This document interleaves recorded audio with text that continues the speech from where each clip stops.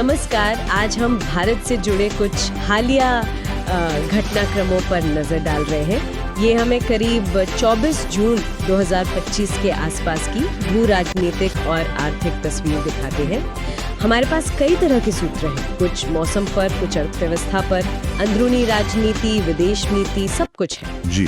तो मकसद यही है कि इन बिखरी हुई जानकारियों को जोड़कर देखें, समझें कि क्या चल रहा है और ये चीजें एक दूसरे को कैसे प्रभावित कर रही हैं। बिल्कुल। अक्सर ये घटनाएं अलग थलग नहीं होती, जैसा आपने कहा।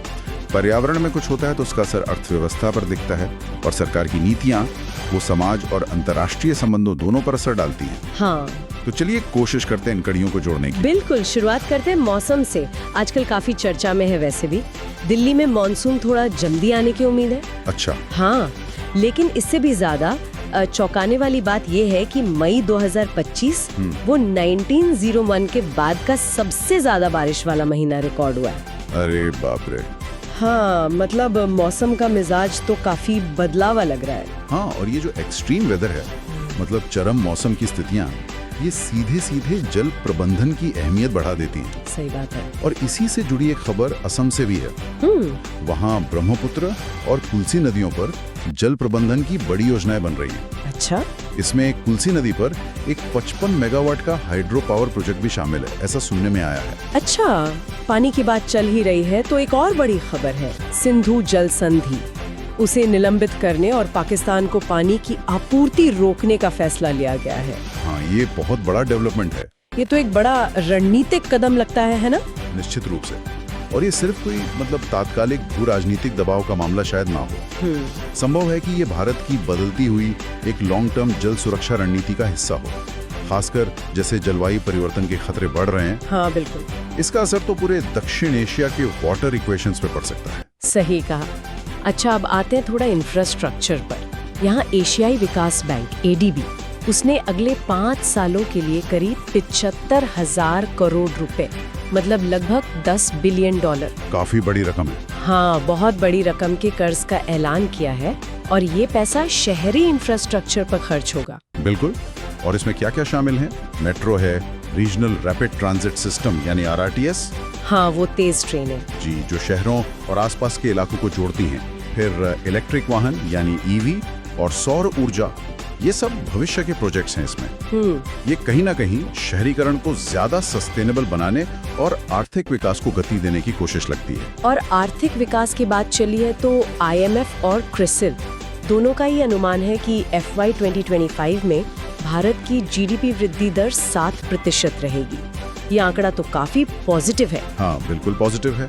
और दिलचस्प बात यह है कि इस ग्रोथ का बेस सिर्फ शहरों तक ही सीमित नहीं बताया जा रहा। अच्छा। हाँ, इसमें ग्रामीण खपत और निर्माण क्षेत्र यानी कंस्ट्रक्शन सेक्टर, इनके योगदान पर खास जोर है। तो ये दिखाता है कि आर्थिक सुधार के असर शायद अब थोड़ा ज्यादा फैल रहा है, ग्रास रूट लेवल तक। चलिए अब थोड़ा राजनीति और समाज की तरफ चलते हैं। एक बहुत ही महत्वपूर्ण संकेत मिला है, 2027 की जनगणना। जी। उसमें 16 साल के लंबे गैप के बाद जाति आधारित गणना को शामिल किया जा सकता है। इसके तो बहुत गहरे सामाजिक और राजनीतिक मायने होंगे। यकीनन ये एक ऐसा कदम है जिसके दूरगामी परिणाम होंगे।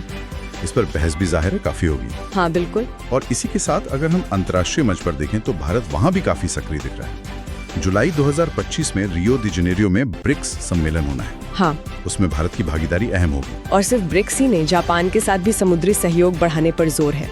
पोर्ट्स का विकास, ग्रीन पोर्ट्स, स्मार्ट आइलैंड्स, इस तरह की परियोजनाएं शामिल हैं। और साथ ही मध्य एशियाई देशों के साथ ऊर्जा, खनिज, डिजिटल कनेक्टिविटी, इन सब पर भी बातचीत चल रही है।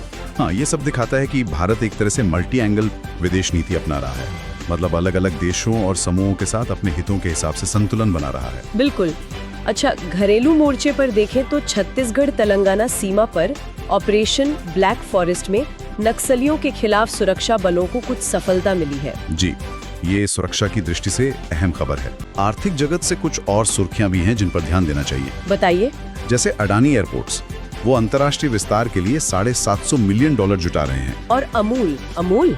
हाँ, अमूल स्पेन की कंपनी COVAP के साथ साझेदारी करके यूरोपीय डेयरी बाजार में उतर रहा है। अरे वाह! तो ये निजी क्षेत्र और भारतीय कंपनियों की बढ़ती महत्वाकांक्षाओं को दिखाता है। हाँ बिल्कुल, और WTO में भी भारत का एक स्टैंड है नॉन टैरिफ बैरियर्स पर।